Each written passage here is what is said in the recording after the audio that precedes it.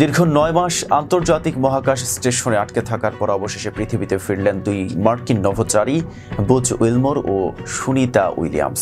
গত বছরের ৬ জুন মাত্র এক সপ্তাহের মিশনে মহাকাশ স্টেশনে গিয়েছিলেন তারা। তবে বোয়িংয়ের স্টারলাইনার ক্যাপসুলে ত্রুটি দেখা দেওয়ায় এবং নিরাপত্তার কারণে নির্ধারিত সময় মতো তাদের পৃথিবীতে ফেরানো সম্ভব হয়নি। সংবাদ মাধ্যম দ্য ইন্ডিয়ান এক্সপ্রেস জানিয়েছে, বাংলাদেশ সময় মঙ্গলবার ১৮ মার্চ সকাল ৯টা ৫ মিনিটে স্পেসএক্সের মহাকাশযান ড্রাগন লক করা হয়। এরপর ক্রুরা ফ্লাইটের পোশাক পরে নিরাপত্তা পরীক্ষা সম্পন্ন করেন। বেলা ১১টা ৫ মিনিট মহাকাশযানটি ISS থেকে বিচ্ছিন্ন হয়।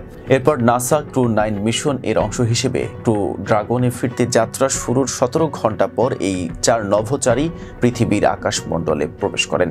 বাংলাদেশের সময় বুধবার দিবাগত রাত ৩টা ৫৭ মিনিটে তাদের বহনকারী ক্যাপসুলটি বিশেষ প্যারাসুটের সাহায্যে যুক্তরাষ্ট্রের ফ্লোরিডা উপকূল থেকে প্রায় ৫০ মাইল দূরে সমুদ্রে অবতরণ করে।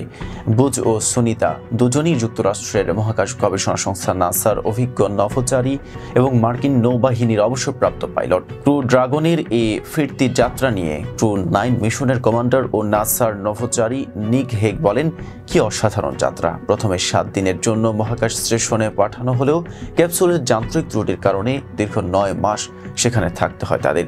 এই বিষয়টি নিয়ে রাজনৈতিক বিতর্ক সৃষ্টি হয়, যে কারণেই তখন ডোনাল্ড ট্রাম্প এবং তার উপদেষ্টা স্পেসএক্সের প্রধান নির্বাহী ইলন মাস্ক কোনো প্রমাণ ছাড়াই দাবি করেন যে তৎকালীন প্রেসিডেন্ট জো বাইডেন রাজনৈতিক কারণে বুজ ও সুনিতাকে মহাকাশ স্টেশনে ফেলে রেখেছেন।